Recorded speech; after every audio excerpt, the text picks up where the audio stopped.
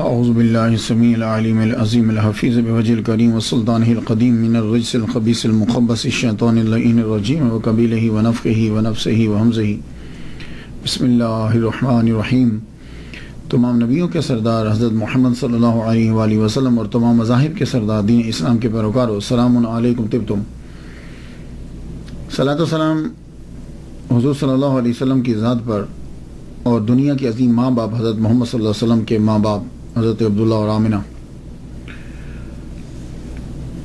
آج کی گفتگو جو ہے وہ 30ویں مرحلے میں داخل ہو گئی،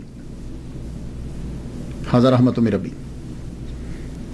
آج کی جو گفتگو ہے یہ حضرت امام نووی شافعی، گفتگو شروع کرنے سے پہلے ہم ان کے نام پہ تھوڑا سا تبصرہ کر لیں۔ ابو زکریا آپ کی کنیت، لیکن آپ کا کوئی بیٹا نہیں تھا، آپ نے شادی ہی نہیں کی تھی، تو ابو زکریا ویسے ہی سم ٹائم ویسے ہی کنیت رکھ لی جاتی ہے، ضروری نہیں کہ بیٹا۔ محی الدین آپ کو ٹائٹل ملا، دین کو زندہ کرنے والا۔ اصل نام آپ کا جو ہے وہ یحییٰ ہے، حضرت زکریا علیہ السلام کے بیٹے کے نام، یعنی شرف نووی بن مری بن حسن بن حسین بن محمد بن جمعہ بن حزم، یہ تھوڑا سا تعارف ہو گیا۔ تو معلوم یہ ہوا کہ اصل نام آپ کا جو ہے وہ یحییٰ ہے۔ والد گرامی، آپ کے والد جو ہیں وہ شرف ان کا نام ہے۔ تاریخ جو ہے وہ ان کے بارے میں خاموش ہے، اس لیے کہ کوئی زیادہ علمی گھرانہ نہیں تھا، لیکن اس کا مطلب یہ نہیں ہے کہ پارسائی بھی نہیں تھی۔ تصوف تھا، پارسائی تھی، دین سے لگاؤ تھا۔ امام ذہبی نے اتنا تحریر کیا ہے کہ آپ بہت پارسا اور نیک تھے، اور واقعی جب ہم ہسٹری پڑھتے ہیں تو ہمیں معلوم پڑتا ہے۔ نووی، یہ نام بارہا آپ نے سنا، کوئی بھی ایسا عالم دین نہیں ہے کہ جس نے یہ نام نہ سنا ہو۔ یہ نووی کا مطلب کیا ہے؟ یا تو اس کے اندر نسبتی ہے، یا والی، یا آخر میں جو یا ہے۔ اصل میں آپ نوا علاقہ میں پیدا ہوئے تھے، نوا قصبے کا نام ہے۔ یہ جو نوا ہے یہ سیریا کے، عربی والے اس کو سوریا کہتے ہیں، سیریا کے شام، پرانا نام شام، نیا نام سیریا۔ اس کے دارالحکومت دمشق، جسے دمسکس بھی کہتے ہیں، کہ قریب ایک قصبہ ہے نوا۔ یاقوت الحموی رومی نے لکھا ہے کہ نوا ایک چھوٹا سا قصبہ تھا ہاوران کا، اور اس نے لکھا ہے کہ حضرت ایوب علیہ السلام کا روزہ یہی ہے، واللہ عالم بالصواب۔ ویسے میں جب عمان گیا تھا تو سلالہ کے اندر میں ایک قبر پہ گیا ہوں، تو انہوں نے بتایا کہ حضرت ایوب علیہ السلام کی یہ قبر ہے۔ پھر نیچے بھی گیا تو کہنے لگے کہ یہ چشمہ ہے، وہاں سے میں نے پانی پیا، خیر گاڈ نوز میٹر۔ موجودہ دور کے اندر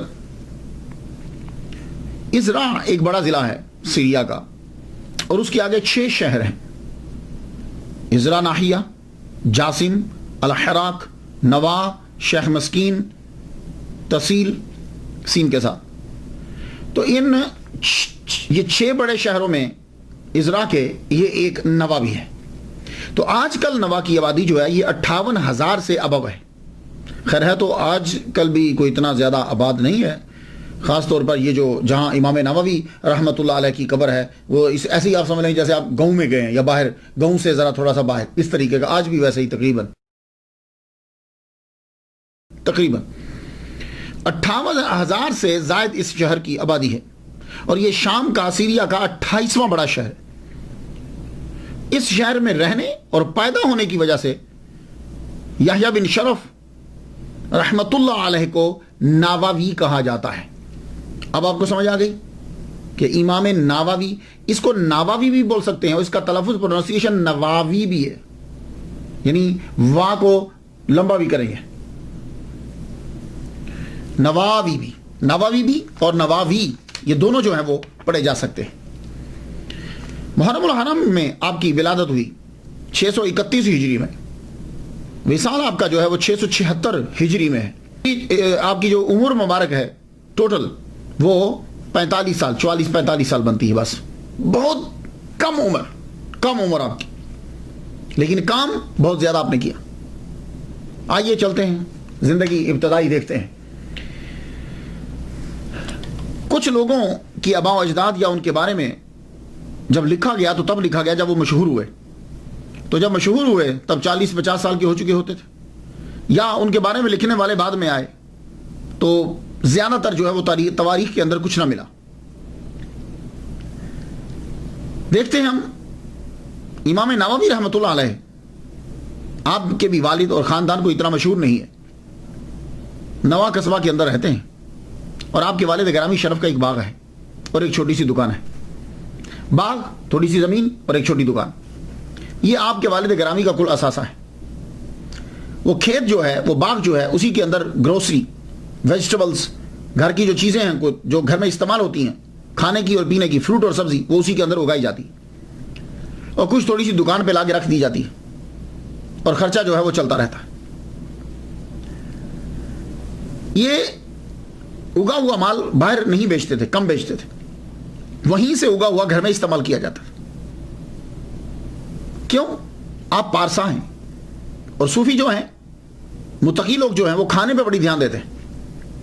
تو امام نووی رحمۃ اللہ علیہ کے والد گرامی گھر میں ہی اگاتے، اور وہ گھر میں ہی کھایا جاتا، کہ تاکہ اس کی حلت میں کوئی شک نہ رہے، اور جب خوراک حلال ہو تو یہ بات یاد رکھیے گا تو پھر بچوں پہ اثر ضرور پڑتا ہے۔ تو اللہ تعالیٰ نے آپ کو بیٹا بھی جو عطا فرمایا، پھر محرم الحرام کے اندر اللہ نے آپ کو بیٹا دیا، اس بیٹے کا نام جو ہے زکریا علیہ السلام کے بیٹے کے نام پہ یحییٰ رکھا گیا۔ اب یہ بیٹا اپنے ماں باپ کو نماز پڑھتے ہوئے دیکھ رہا ہے، اپنے ابا کے ساتھ دکان میں جاتا ہے، اپنے والد کے ساتھ کھیتوں میں جاتے ہیں، اپنے والد کے ساتھ باغ میں جاتے ہیں، اور ابا کی پارسائی کو دیکھ رہے ہیں۔ اس دور کے اندر عام مسلمان بھی آج کے دور کے بڑے پارسا اور متقی مسلمان کے برابر ہوتا تھا، عام مسلمان بھی، یہ بات یاد رکھیے گا، عام مسلمان۔ آپ کے والد گرامی نے جب بیٹا پڑھنے کے قابل ہوا، آپ کے والد گرامی نے آپ کو داخل کروا دیا مسجد کے اندر۔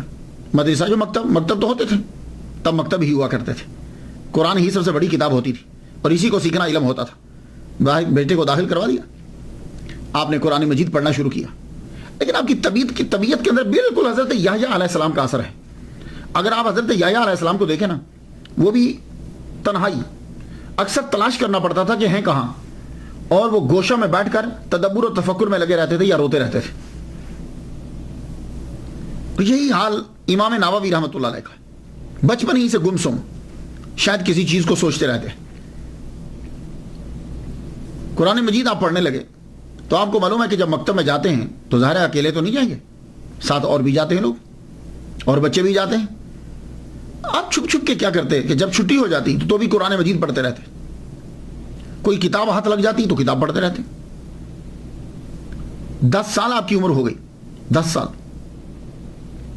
قرآن مجید حفظ کرنے پہ ڈال دیا والد گرامی نے، اور جب چھٹی ہوتی تو آپ قرآن مجید جو ہے وہی پڑھتے رہتے۔ ایک مرتبہ کیا ہوا، آپ بیٹھے ہوئے قرآن پڑھ رہے یا کوئی کتاب پڑھ رہے تھے، لڑکوں نے آگے تنگ کیا کہ اٹھو یحییٰ، آؤ ہمارے ساتھ کھیلو۔ آپ نے فرمایا میں نہیں کھیلوں گا، جاؤ مجھے پڑھنے دو۔ پھر بولے آؤ کھیلو ہمارے ساتھ۔ سارے لڑکے مل کر انسسٹ کرنے لگے کہ آج آپ کو ضرور لے کر جائیں گے، آج آپ ضرور کھیلیے گا۔ جب انسسٹ کیا آپ رونے لگ گئے۔ اس بات کو نقل کیا ہے شیخ یاسین ابن یوسف مراکشی نے، کہتے ہیں کہ یہ اس وقت دیکھ رہے تھے، میں دیکھ رہا ہوں کہ لڑکے تنگ کر رہے ہیں اور آپ رو پڑے۔ جب آپ روئے تو لڑکے جو ہیں وہ چلے گئے۔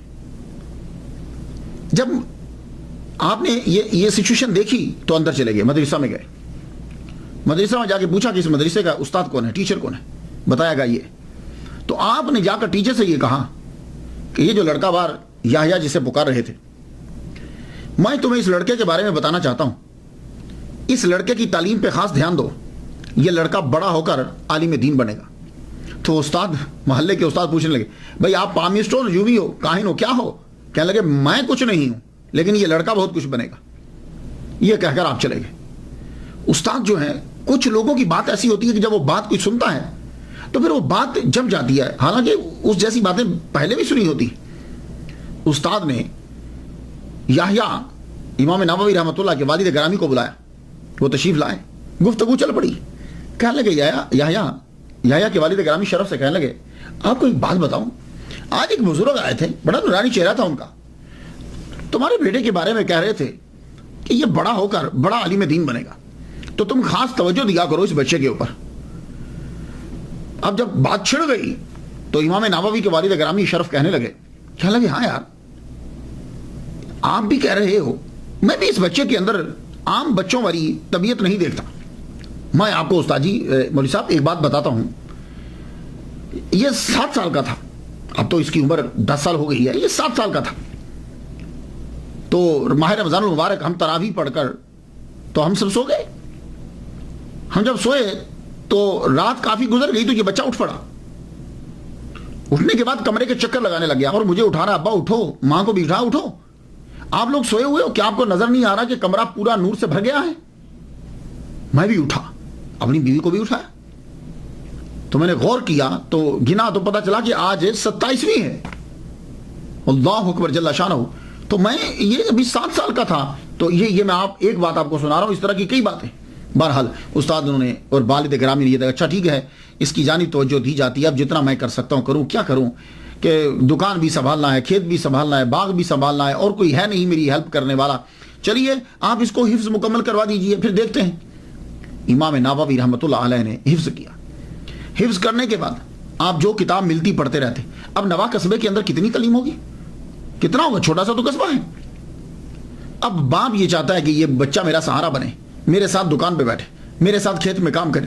لیکن بیٹا ہے کہ اس کا شوق ہے کہ میں پڑھنا چاہتا ہوں، لیکن وہ ابا کے سامنے ضد بھی نہیں کرتے، لیکن بتا دیا کہ میں پڑھنا چاہتا ہوں. باپ بھی دیکھ رہے ہیں کہ بیٹا پڑھتا رہتا ہے، کوئی نہ کوئی کتاب لے کے پڑھتے رہتے. اس طریقے سے 18 سال گزر گئے. کیوں؟ والد گرامی جو ہیں وہ غریب ہیں، وہ یہ چاہتے ہیں کہ یہ یہاں کام کریں. لیکن آخر کار باپ نے اپنے بیٹے کے شوق کے آگے سر کو جھکا دیا.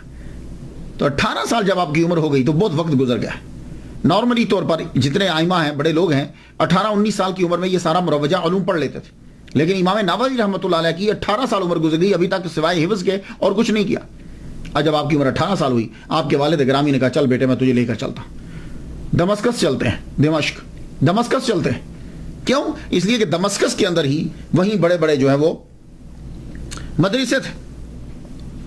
آپ جو ہیں نوا سے آپ دمشق کی جانب بڑھے. 649 ہجری میں دمشق میں پہنچے. اس شہر کو دمشق بھی کہا جاتا ہے. ویسے عام طور پر ہم دمشق کہتے ہیں، یہ ہمارے جو معاشرے کے اندر دمشق کی جانا، دمشق. انگلش میں جب بولیں گے دمسکس، یہ اصل لفظ جو ہے یہ عبرانی سے آیا، عبرانی سے آیا، یہ گریک یونان کے اندر، یونان سے آیا انگلش کے اندر. آگے پھر جو ہے وہ ہم نے بھی اس کو کچھ نہ کچھ اڈاپٹ کر لیا.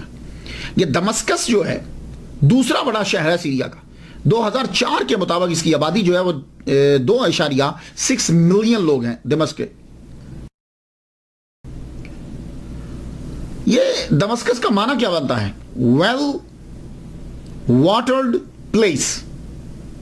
یہاں کے پھل بڑے مشہور ہیں، باغات بہت زیادہ تھے.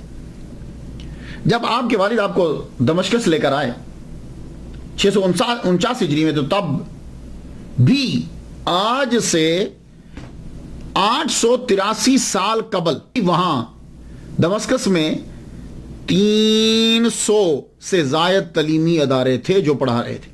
اس میں کچھ کالجز کے سٹینڈرڈ کے تھے، کچھ سکول کے سٹینڈرڈ کے تھے، کچھ یونیورسٹی، اور کچھ جو ہیں وہ چھوٹے مکتب بول لیجیے. تو آپ کے والد گرامی نے آپ کو مدرسہ سارمیہ میں داخل کروا دیا. یا وہ غریب تھے، پیسے افورڈ کر نہیں سکتے تھے. سارمیہ میں جب داخل کروایا، امام نووی رحمۃ اللہ علیہ مدرسے میں پہنچے. داخلہ تو مل گیا آپ کو، 1 دن 2 دن گزر گیا، رہنے کو جگہ نہ ملی. آپ نے جا کے پوچھا پرنسپل سے کہ میں رہوں کہاں، میری رہائش کیا، کتابیں بکس کہاں رکھوں؟ کہا بھائی ہمارے پاس جگہ تو نہیں ہے، ہم آپ کو جگہ نہیں دے سکتے. امام نووی نے فرمایا جگہ نہیں دو گے تو میں چیزیں کہاں رکھوں گا؟ تو آپ اس مدرسے سے آگے بڑھے تو رواحیہ مدرسہ کے اندر جا کر آپ نے داخلہ لے لیا. یہ ایفیلیٹڈ تھا اموی یونیورسٹی کے ساتھ. یہ جو مدرسہ رواحیہ ہے، اس مدرسے کو ایک تاجر نے بنایا تھا. اس کا نام تھا ذکی الدین ابو القاسم، اور وہ ابن رواحہ کے نام سے مشہور تھا. تو اسی کی وجہ سے اس مدرسے کا نام جو ہے مدرسہ رواحیہ پڑ گیا. چونکہ آپ غریب تھے, داخلہ مل گیا, مدرسہ بھی اور اس کے اندر کمرہ بھی چھوٹا سا مل گیا. اتنا چھوٹا کمرہ کہ بمشکل کتابیں پوری آئیں, اور جب کتابیں رکھ لی تو لیٹنے کی جگہ کوئی نہیں. لیکن آپ کو شوق تھا آپ نے کہا کوئی بات نہیں, کتابیں رکھی, خود بیٹھے, یہ چاروں طرف آگے پیچھے ادھر کتابیں, بس پڑھنا شروع کر دیا. اب 18 سال آپ کی عمر ہے تو بہت تیزی کے ساتھ جانا ہے, سفر جو ہے وہ سمیٹنا ہے تیزی کے ساتھ اور جلدی کے ساتھ. آپ نے پڑھنا شروع کر دیا. اب اس کا ایک ہی حل تھا کہ آپ کلاسز زیادہ لیں. تو آپ نے دن میں 12 لیکچر لینا شروع کر دیے. یعنی 12 لیکچر سے مراد آپ یوں لیں کہ 12 سبجیکٹ جو ہیں وہ آپ نے پڑھنے شروع کر دیے ایک دن کے اندر. اب جب 1 گھنٹہ بھی اگر ایک سبجیکٹ پہ لگے تو 12 گھنٹے ہوئے. اور اب جو 12 گھنٹے کے آپ نے سبجیکٹ پڑھے ہیں, اب اس کو یاد بھی کرنا ہے تو 12 گھنٹے لگے, 24 گھنٹے تو یہیں گزر گئے. تو 2 سال تک آپ نے اتنی محنت کی کہ 12 لیکچر روزانہ کے جو ہے وہ آپ لیتے, یہ آپ نے اب وہاں پڑھے. تو تقریباً 8400 لیکچر 2 سال کے اندر آپ نے لے لیے, اور ان کو یاد کرنا ہے, ان کو لکھنا بھی ہے. یہ سب کچھ آپ نے بڑی تیزی کے ساتھ کور کرنا ہے. مسلم شریف آپ نے ابو اسحاق الواسطی سے پڑھی. دمشق کے جتنے بھی مشہور جو سب سے بڑے 20 علماء تھے, اسکالر تھے, ان سے آپ نے علم جو ہے وہ حاصل کیا. اور یہ 20 اسکالرز اپنے اپنے فن کے امام تھے. کم کھاتے, کم سوتے, بولنا بہت کم, ہم وقت پڑھتے رہتے. اور اگر کبھی بازار جانا ہو جاتا, آدمی گزرتا ہے کوئی چیز لینے جاتا تو بک ساتھ لے جاتے, تو رستے میں پڑھتے ہوئے چلے جاتے, یا کوئی چیز جو ہے وہ یاد کرتے ہوئے جاتے. واکنگ کے اوپر بھی پڑھتے چلے جانا ہے. 2 سال تک آپ نے پڑھا. حدیث, Islamic jurisprudence, principle of jurisprudence, syntax, ایٹمالوجی, لغت, نحو. 6 سال 6 مہینے کے اندر آپ نے ہر سبجیکٹ میں پی ایچ ڈی کر لی. یہ میں لفظ بول رہا ہوں تاکہ سمجھ میں آ جائے کہ یعنی آپ نے اتنا پڑھا کہ 6 سال 6 ماہ کے اندر آپ نے ہر حدیث کے اندر, ایٹمالوجی کے اندر, سنٹیکس کے اندر, جیورسپروڈنس کے اندر, پرنسپل آف جیورسپروڈنس کے اندر آپ نے ہر سبجیکٹ کے اندر پی ایچ ڈی کر لی. اب پی ایچ ڈی ہوتی کیا ہے بھئی, یہی تو ایک مضمون لکھنا ہوتا ہے نا. تو آپ نے جتنے مضمون پڑھے ہر ایک کے اوپر کتاب لکھی تو پی ایچ ڈی تو ہو گئی. جتنی کتب ہیں اس کے اوپر حواشی لکھتے چلے جاتے. جب آپ علم حاصل کر چکے, آپ نے پڑھ لیا 6 سال 6 ماہ تقریباً, اس کے بعد آپ حج کرنے کے لیے گئے. تو کہتے ہیں کہ حج کرنے کے لیے آپ اپنے ابا کے ساتھ گئے تھے, بعض کہتے ہیں کہ اکیلے حج کرنے کے لیے گئے. حج کرنے کے لیے آپ گئے, مختصر سی سیر و سیاحت کی, یہ بڑی ضروری ہوتی, مختصر سی سیر و سیاحت بھی کی. اس کے بعد آپ واپس آ گئے, واپس دمشق کے اندر پہنچے. دمشق میں جب آئے تو یہاں آپ کو مدرسہ اشرفیہ کا ہیڈ بنا دیا گیا. وہاں تدریسی آپ کو استاد کے منصب پر فائز کر دیا گیا مدرسہ اشرفیہ کے اندر. یہ مدرسہ اشرفیہ کیا ہے؟ مدرسہ اشرفیہ جو ہے یہ کنگ اشرف موسیٰ بن عادل جو بھتیجا تھا سلطان صلاح الدین ایوبی کا, اس نے یہ بنایا تھا. اس مدرسے کے اندر آپ کو استاد بنا دیا گیا. اب آپ کا دور شروع ہوا تدریس کا, تصانیف کا. آپ نے پہلے 2 سال صرف تنخواہ لی, پہلے 2 سال. وہ بھی کیوں لی؟ اس لیے کہ آپ کو بہت سی کتب خریدنا تھی اور آپ کے پاس اتنے پیسے نہیں تھے.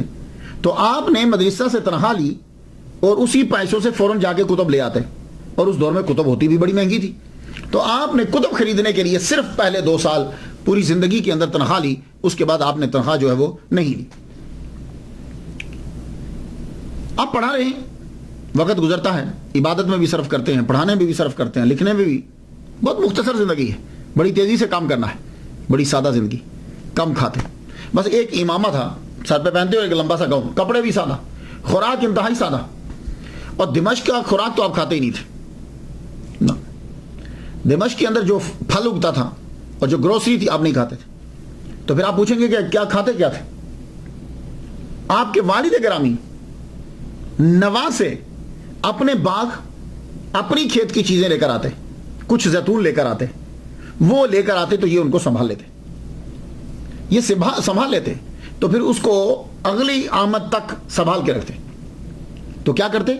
زیادہ تر تو روزے سے رہتے تھے، تو صبح ہوتی تو پانی پی کے رکھ لیتے، رات ہوتی تو عشاء کے بعد جو ہے تھوڑا سا کھانا کھا لیتے، وہ کھانا جو اپنے والد گرامی لائے تھے، اور دمشق میں نہیں کھاتے تھے، وہاں کا اگا ہوا فروٹ اور وہ چیزیں وہ نہیں کھایا کرتے تھے۔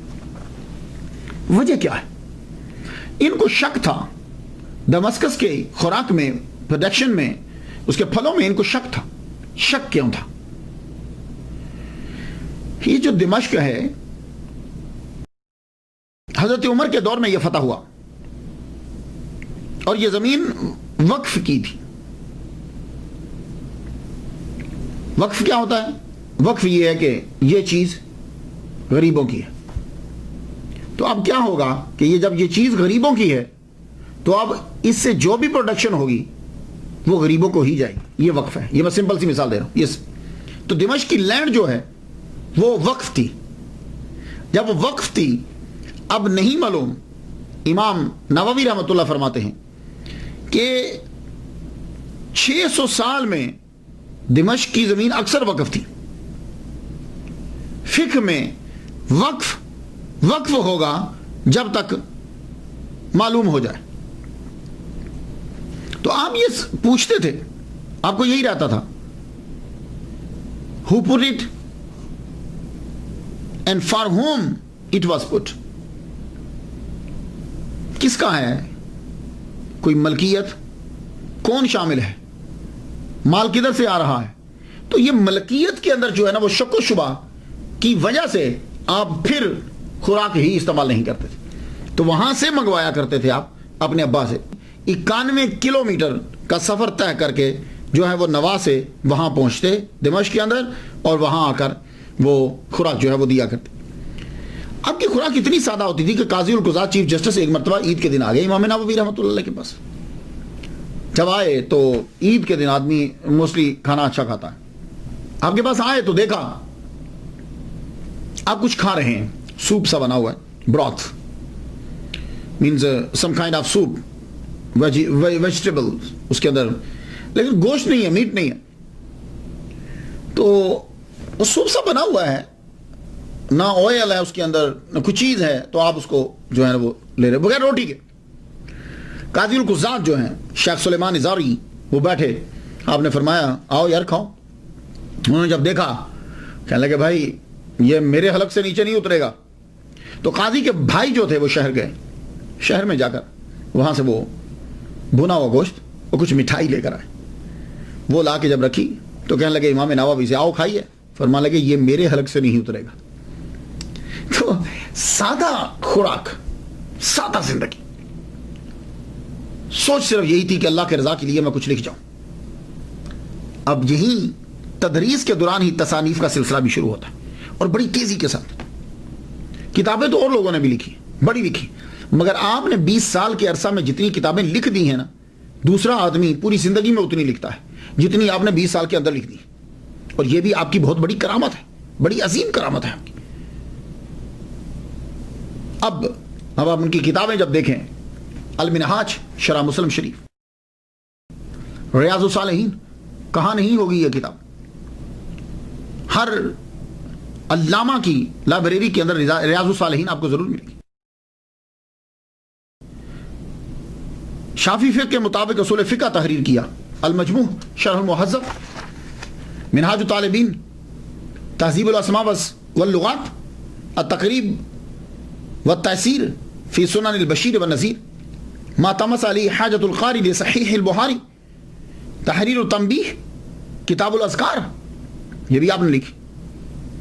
آپ کی ایک مشہور کتاب ہے اور دعاؤں کا مجموعہ ہے، اس کے اندر بہت ساری دعائیں ہیں حضور صلی اللہ علیہ وسلم سے جو نقل ہیں، اس لیے کہا جاتا تھا بائع الدار واشتری الاذکار، بیچ گھر بار خرید اذکار، التبیان فی آداب حملۃ القرآن، الآداب الفتوى والمفتی، الترخیص فی القیام، المناسک، شرح ابی داؤد، شرح ترمذی، روضۃ الطالبین، 40 نووی، 40 النوویہ،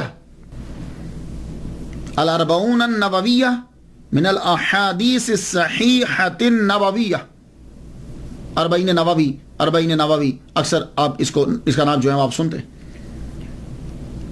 یہ کتاب آپ کی بڑی مشہور ہوئی اربعون نوویہ، امام نووی کی لکھی ہوئی 40 احادیث مبارکہ. یہ جو 40 احادیثیں ہیں حضور صلی اللہ علیہ وآلہ وسلم کی آئے ایک حدیث ہے جس کو حضرت مولا علی رضی اللہ تعالیٰ عنہ نے بیان کیا، حضرت عبداللہ بن مسعود رضی اللہ تعالیٰ عنہ نے، حضرت ابو دردہ نے، حضرت معاذ بن جبل نے، حضرت عبداللہ بن عمر نے، حضرت عبداللہ بن عباس نے، انس بن مالک نے، حضرت ابو ہریرہ نے، حضرت ابو سعید خدری رضی اللہ تعالیٰ عنہم اجمعین. ان سب نے یہ بیان کیا. مفہوم یہ ہے کہ حضور صلی اللہ علیہ وآلہ وسلم نے فرمایا کہ جو 40 احادیث یاد کر لے گا جن کا تعلق میری امت میں سے کوئی یاد کرے اور اس کا تعلق دین سے ہو 40 حدیثوں کا، تو قیامت کے دن وہ اٹھے گا علماء میں اور فقہاء میں. اور ایک حدیث میں ہے کہ وہ شہداء میں اٹھے گا، یعنی جب علماء کا گروپ اٹھایا جائے گا اس کے اندر ان کو بھی شامل کر دیا جائے گا. جیسے آپ دیکھیں نا جب سیلیبریٹیز جا رہی ہوتی ہیں تو بیچ میں دوسرے بندے بھی ہوتے ہیں، تو علماء کا گروپ اٹھے گا تو بیچ میں وہ بھی بندہ ہوگا، شہداء کا گروپ اٹھے گا بیچ میں اس بندے کو بھی جگہ دے دی جائے گی. 40 یہ حدیث، اس حدیث پر جو ہے وہ عمل کیا. پھر بہت سے لوگوں نے 40 احادیث مبارکہ جو ہیں وہ لازمی لکھی انہوں نے.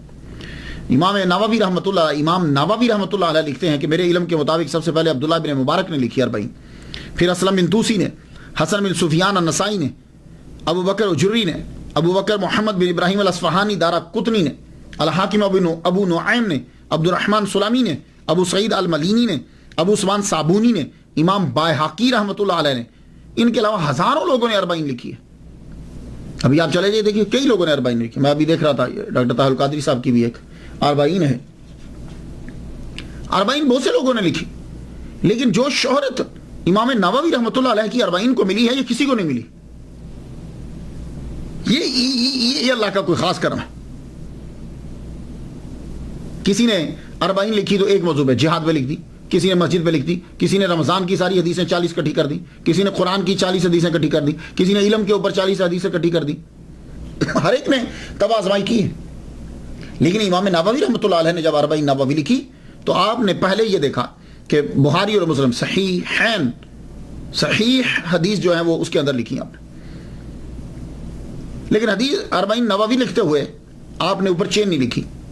کہتے ہیں کیوں نہیں لکھی؟ اس لیے کہ تاکہ یاد کرنے میں جو ہے وہ آسانی ہو جائے، وہ اسناد کے چکر میں نہ پڑا رہے. لیکن ایک بات میں آپ کو بتاتا جاؤں، اللہ تعالیٰ نے اس کو جو اتنا مقبول کیا ہے، اس بات سے اس سے اندازہ لگا لیجئے کہ یہ دلیل ہے قبولیت کی. یہ مقبولیت جو ہے یہ قبولیت کی دلیل ہے. اس کی 200 سے زیادہ شروحات لکھی جا چکی ہیں اس وقت. 40 نووی کی 200 سے زیادہ شروحات جو ہیں وہ لکھی جا چکی ہیں. اللہ اکبر جل شانہ. یہ رب تعالیٰ کی عطا ہوتی ہے. کتنے لوگوں نے لکھا، لیکن یہ آپ کا اخلاص ہے کہ اللہ تعالیٰ نے اسے اپنی بارگاہ میں جو ہے وہ قبول فرما لی. آپ کی 40 جو ہے اس کی پہلی حدیث انما الاعمال بالنیات ہے. تو 40 کے حساب سے آخری حدیث بننی چاہیے کن فی الدنیا کانک غریب. لیکن یہ آخری نہیں ہے. کیوں؟ اس لیے کہ نام 40 نووی ہے، لیکن جب میں اس کے اندر احادیث گنتا ہوں تو احادیث جو ہیں وہ اس کے اندر 40 نہیں ہے، 40 نہیں ہے. 40 کا معنی تو 40 ہوتا ہے. حدیث اس کے اندر جو ہیں وہ 42 ہیں. لک، اور آخری حدیث قال اللہ تعالی یا ابن آدم انک ما دعوتنی ورجوتنی غفرت لک علی ما کان منک ولا ابالی یا ابن آدم. آخری حدیث جو ہے وہ یہ بنتی ہے.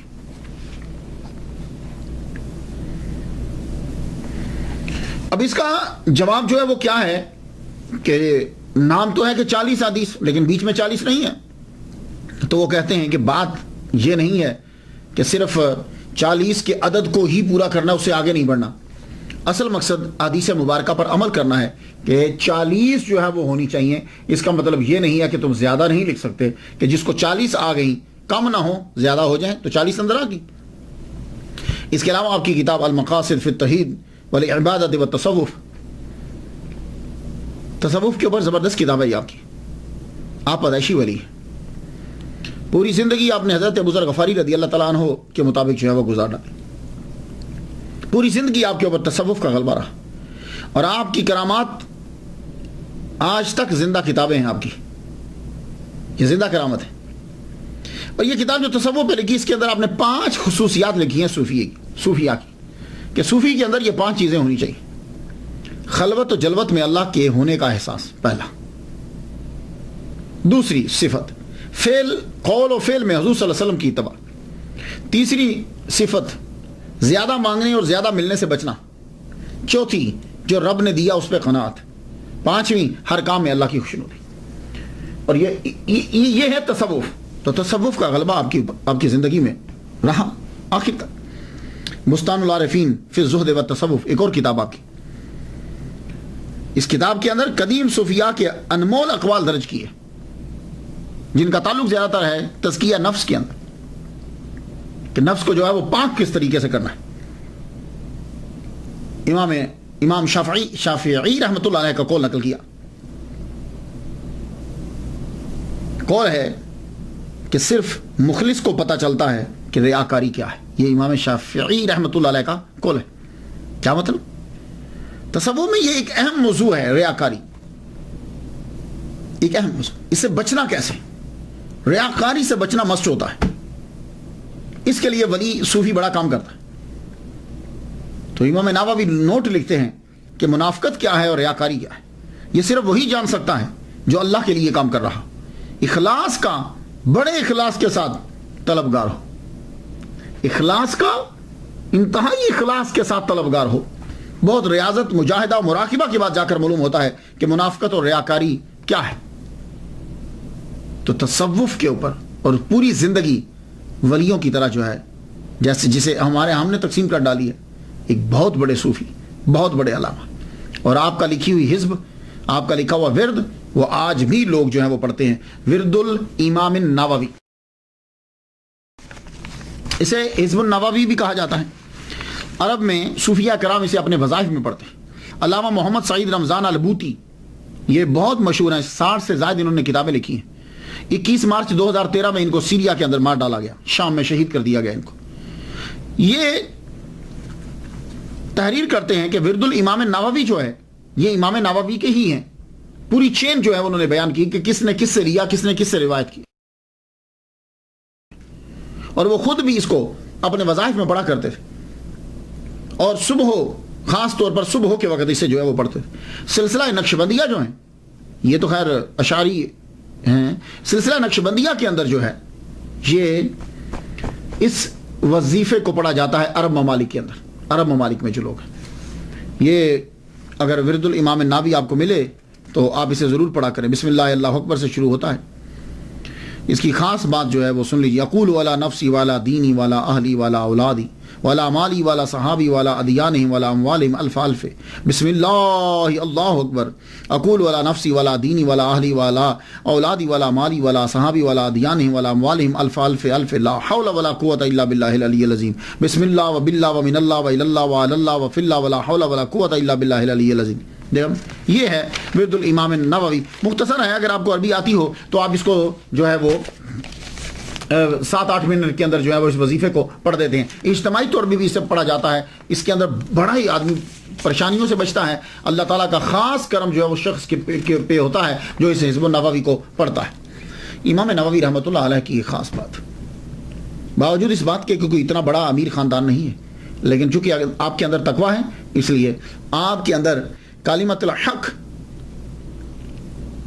دشمن بادشاہ کے سامنے بھی آپ دین کو بیان کر رہے، سچ کو بیان کرنا بادشاہ کے سامنے بڑا مشکل ہوتا ہے، اور آپ نے بیان کیا۔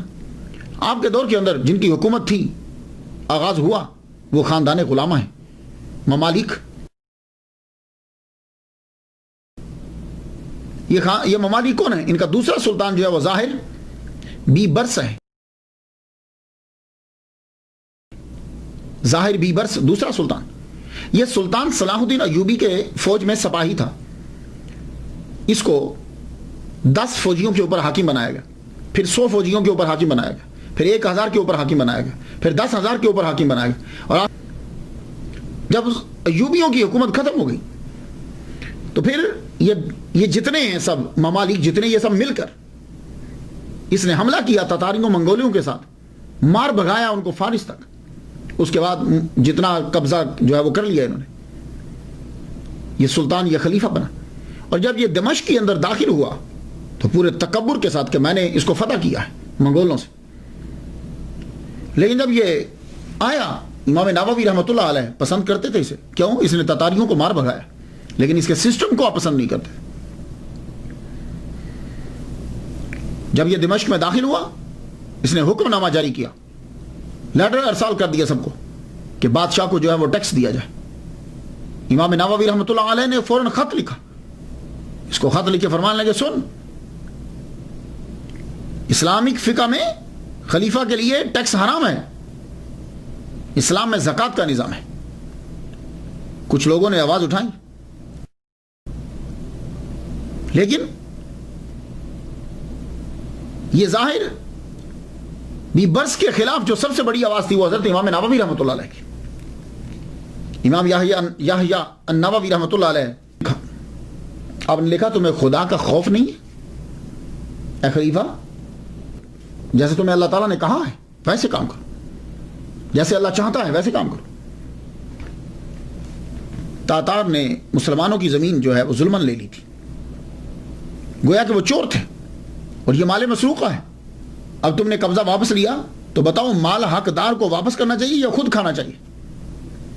تم چوری کا مال کھاؤ گے؟ تم میں اور منگولوں میں فرق کیا رہ گیا؟ کچھ علماء دربار نے یہ فتویٰ دے دیا تھا کہ تم نے لڑ کے لیا ہے، تم قابض ہو، یہ تمہاری ذاتی جگیر ہے. جب خط بیبرس نے پڑھا تو سیکھ پا ہو گیا. حکم دیا اس عالم کو اس عالم کی تمام مراعات اور وظائف اور تنہائیں ختم کر دی جائیں. لوگوں نے کہا جناب وہ آگے نہیں لیتا، وہ تنہا نہیں لیتے، کوئی مراعات اس کو نہیں دی جاتی. اب امام نووی کو اپنے دربار میں بلایا.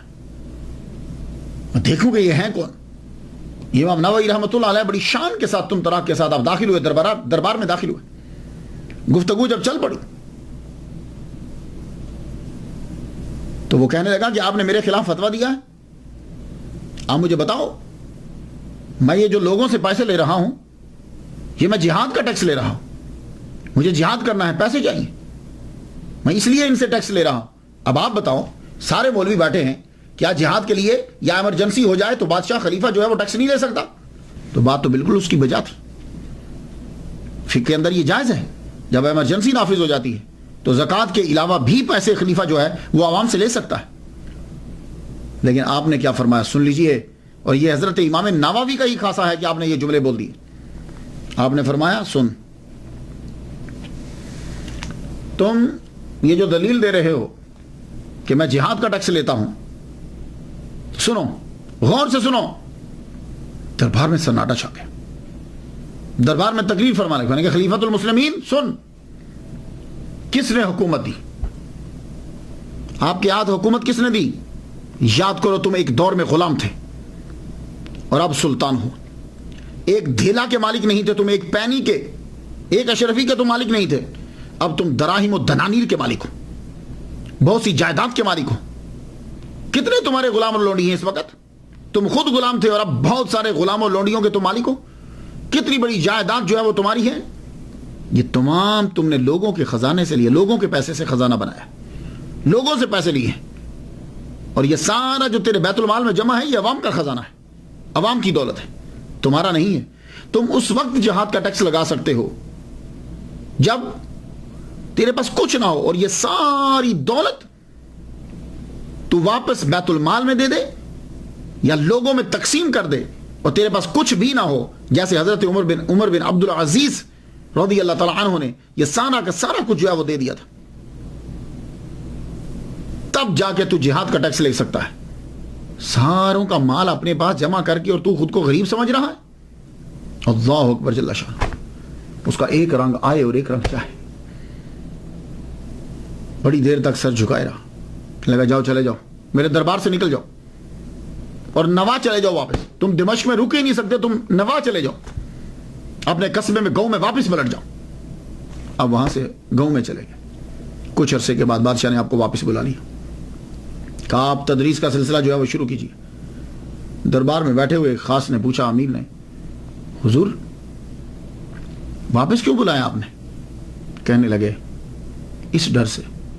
محمد مصطفیٰ صلی اللہ علیہ وسلم نے فرمایا کہ جس نے میرے ولی سے, اللہ کہتا ہے حضور کی زبان سے, کہ جس نے میرے ولی سے دشمنی کی میں اس سے اعلان جنگ کرتا ہوں, تو مجھے ڈر آ گیا کہ خدا کا قہر مجھ پہ غالب نہ جائے. تو کہنے لگا وہ دربار میں سے بھیجا کیوں تھا آپ نے؟ دربار سے کیوں بھیجا تھا؟ اگر اتنا ڈر تھا تو نوا نہ بھیجتے. کیا لگے نہیں, میرا دل چاہا تھا کہ میں مار ڈالوں, لیکن جب یہ تقریر کر رہے تھے تو میں ان کو دیکھ رہا تھا کہ 2 شیر ان کے دائیں اور بائیں جانب کھڑے ہیں. میں ڈر گیا. مجھے تب سے یقین ہو گیا کہ یہ بندہ اللہ کا ولی ہے. لیکن اب کیا کروں کہ اپنے دربار کے دبدبے کو بھی تو رکھنا ہے, اپنے مقام کو بھی تو رکھنا ہے. اس لیے میں نے یہ گستاخی کی کہ میں نے ان کو نواب واپس بھیج دیا, اور تھوڑے ہی عرصے کے بعد میں نے اپنا حکم واپس لیا اور ان کو واپس تدریس پہ لگا دیا. یہ ہیں امام نووی رحمۃ اللہ علیہ. علامہ بوطی نے فرمایا ہے کہ اگر امام نووی رحمۃ اللہ علیہ اللہ کے ولی نہیں ہیں تو پھر اللہ نے کوئی بھی دنیا میں اپنا ولی نہیں بنایا. امام نووی رحمۃ اللہ کا مرتبہ اس سے جانیے کہ جب امام علی بن عبداللہ الکافی السبکی رحمۃ اللہ علیہ قاہرہ سے دمشق آئے تو وہاں گئے جہاں امام نووی رحمۃ اللہ علیہ پڑھا کرتے تھے, بیٹھتے تھے, پڑھاتے تھے. پوچھنے لگے کہ وہ کس جگہ پہ زیادہ بیٹھتے تھے؟ کہا جی یہ جگہ ہے. تو امام سبکی رحمۃ اللہ علیہ نے اپنے سر کو اس جگہ جھکایا اور وہاں کی مٹی اپنے گالوں پہ ملنے لگ گئے. کیا لگے میں یہ چاہتا ہوں کہ یہ گال اپنے اس جگہ رکھ دوں جہاں یہ عظیم محدث جو ہے وہ اپنے پاؤں رکھا کرتا تھا. اللہ اکبر جل شان. مفتی شافعی اللہ الدین عطار رحمۃ اللہ علیہ بیان کرتے ہیں کہ آپ نے اکیلے زندگی گزار دی, شادی نہیں کی. آخری سال اپنی زندگی کے آپ اپنے شہر نوا میں واپس آ گئے. ماں باپ کو ملنے کے لیے آئے اور وہاں شدید بیمار ہو گئے. جب بیمار ہوئے آپ کو معلوم ہو گیا کہ اب میں دنیا سے جانے والا ہوں, تو آپ نے وصیت کی کہ سنو میری قبر بنانا یہیں, لیکن میری قبر کو پکا نہ بنانا اور میری قبر کے اوپر گنبد نہ بنانا.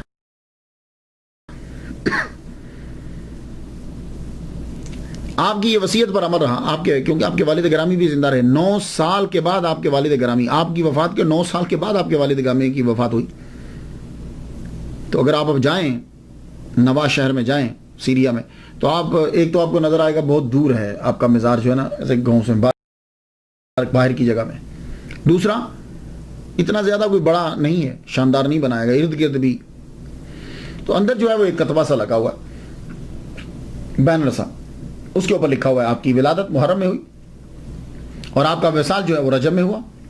وہاں ویسے 44 سال لکھا ہوا ہے, آپ کی ٹوٹل عمر 44 سال ہے وہاں جو لکھا ہوا. تو جب وقت گزرا, جنریشن ایک گزری, تو دوسری جنریشن نے چاہا کہ ہم اس کے اوپر گنبد بنا دیں, چھت بنا دیں. لیکن کیا ہوا, اتنا موٹا, بہت موٹا جو تنا ہوتا ہے نا, یقین جانیے یہ میرے اس میں